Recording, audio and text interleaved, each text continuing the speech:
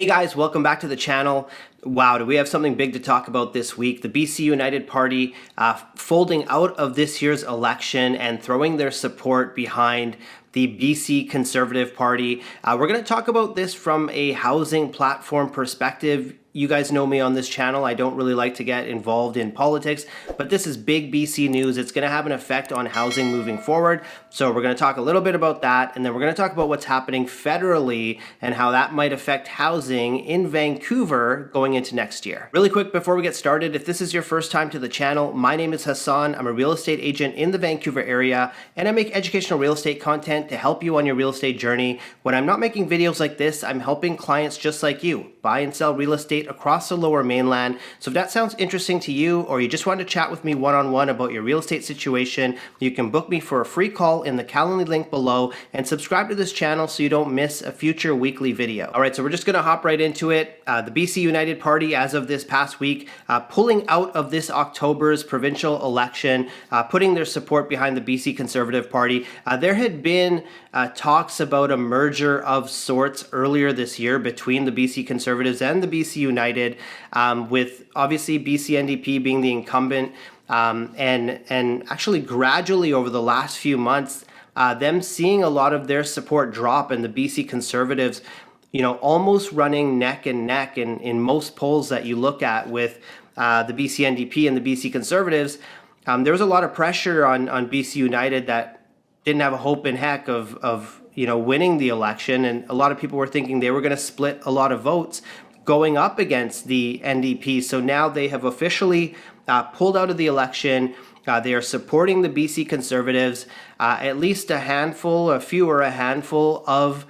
BC United Party will be running as BC Conservatives in this upcoming election. So this is big news. Like I mentioned, I don't generally talk about politics, but I want to, you know, talk about obviously the impact that this is all going to have on housing in BC. Just to remind, the BC United platform, which essentially is done from a housing perspective, they didn't hold enough prospective votes in this election that, you know, the BC Conservatives would pull some of their housing, you know, platform. It's not like they had a ton of support, but one of the key pieces that a lot of us felt were interesting in the BC United housing platform was basically offering a rent-to-own program, or making it imperative for developers to offer a rent-to-own program on 15% of their units for first-time buyers. And this would have been basically where, you know, select first-time buyers, and this was the question, how are you going to figure out which first-time buyers would be able to take part in the program? But these select first-time buyers would rent, I believe it was for a period of 2 or 3 years.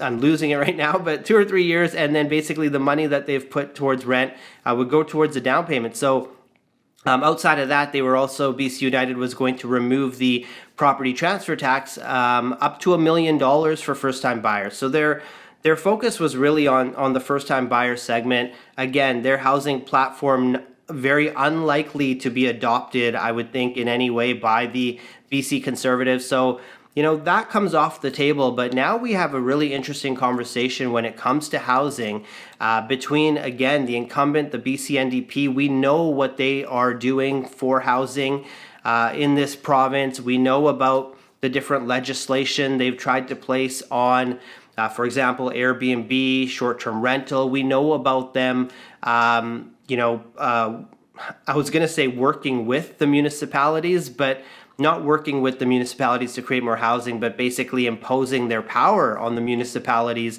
to create more housing. So we know on the NDP side, we kind of know what they are all about.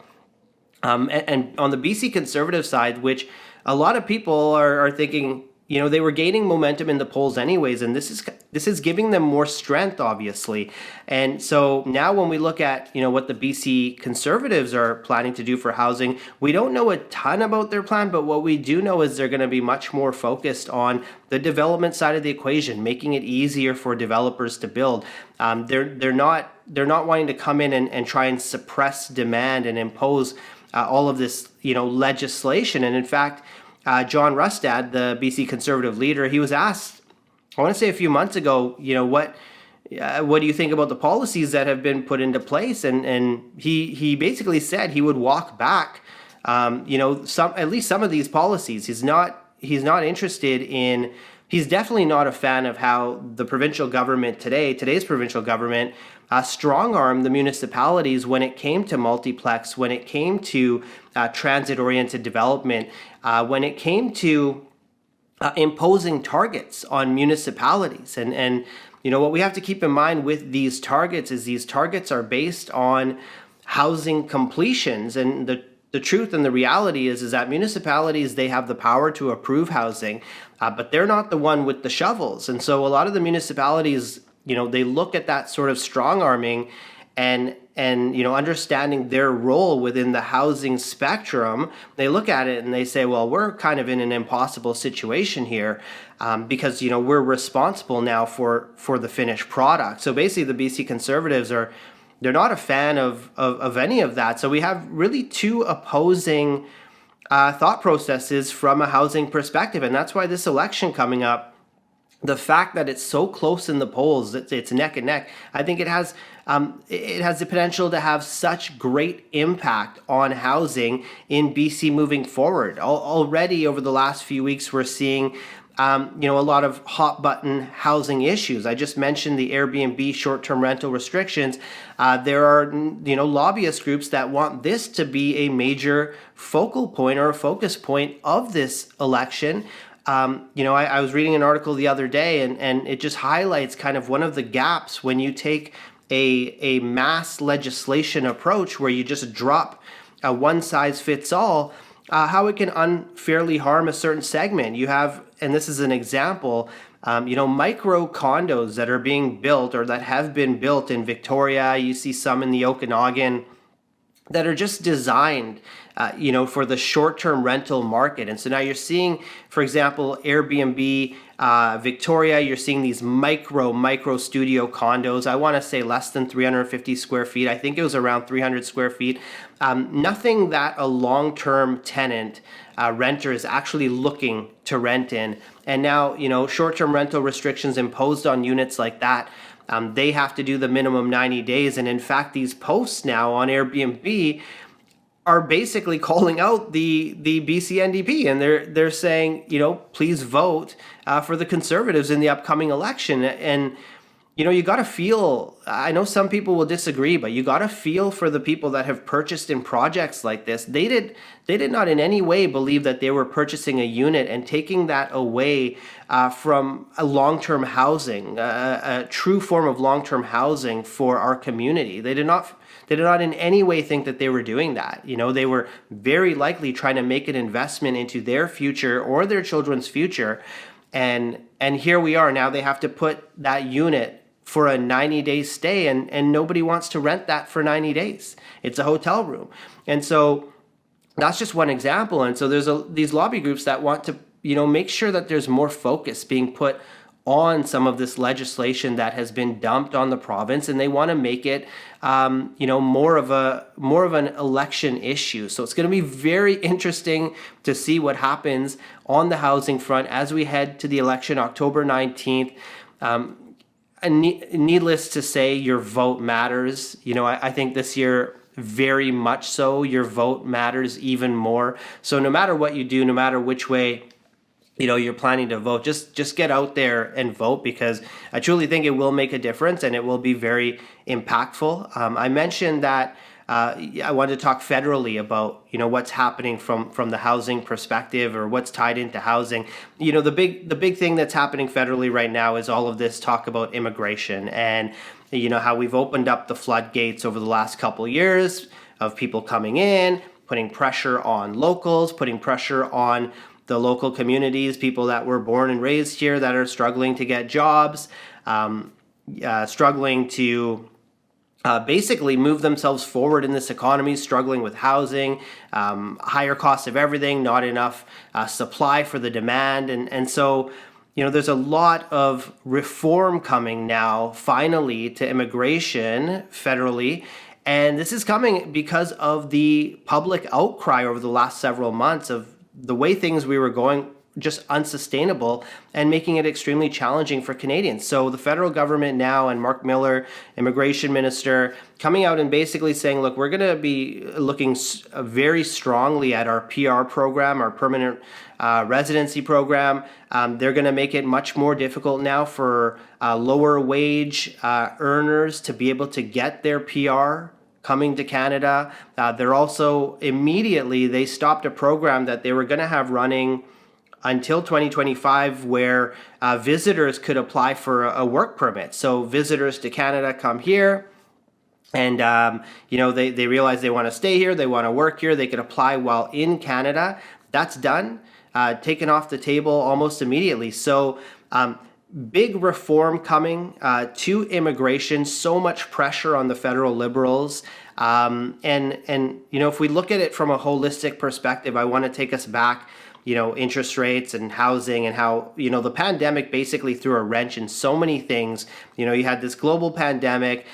People were, of course, not traveling. Borders were closed. You have federal government thinking, wow, what if we never get as many people that want to come to Canada now? What if this changes the world long term? What if this is the future now? And so, obviously we didn't have people coming into the country during that peak pandemic time, and so now they're making it easier. They want more people to come to the country and fuel the economy. And at the same time, rates are being dropped to the ground because they need business investment. And now this money and all this additional borrowing power is plugging into the real estate market, making it even more unattainable. And then federally, you have all these people now. It's easier to get into Canada, and that whole pandemic issues was relatively short-lived, but the levers that were pushed were very significant and almost short-term-esque type of levers. Drop the rate down considerably, open up the gates, and now moving forward, there's going to be a lot of backtracking. There's going to be a lot of, we needed to do this during a very special time, a certain time in Canada's history, and now we need to switch things. So we're going to see things shift back in the other direction. That's why you're hearing the Bank of Canada several times saying, look, house prices are not, it's not a we thing. Okay, we're gonna do with the rate what we need to do with the rate based on what's happening in the economy, and they need to continue to drop the rate. We know in September there's going to be a rate cut. Moving forward, there's going to be subsequent rate cuts as well. So they're positioning that, saying, look, house prices, it's not a us thing. We're going to do what we need to do for the economy. Talking about housing, is this going to create this big, massive influx of buyers into the market? Not the rate cut on its own. However, if you talk to any active realtor out there, we are much busier now doing buyer consultations, lots of seller discussions as well, because people don't realize that as much as buyers want to come into the market when rates are heading down, so are a lot of sellers that aren't hard pressed to sell by a specific period of time. They're also waiting for rates to come down as well. So rather than have this influx of buyers and things spike uncontrollably, I think what we're going to have is we're going to have that balance of more sellers coming in, more buyers coming in. And the question that we're all going to be asking in the fall is, the amount of new inventory that's going to hit the market, that we know is going to hit the market, is that going to get absorbed by the buyer demand? And I think for certain product types it is. Townhomes, detached homes, and I think for certain product types, it may not, condos. And so we really, myself included, when I talk on this channel, we really need to segment the product types now. Generally they've all followed that same path, with detached having the greater room for appreciation, but things are looking a little different now. So I'm going to try and do better on this channel as well to separate the product types as I'm talking about them.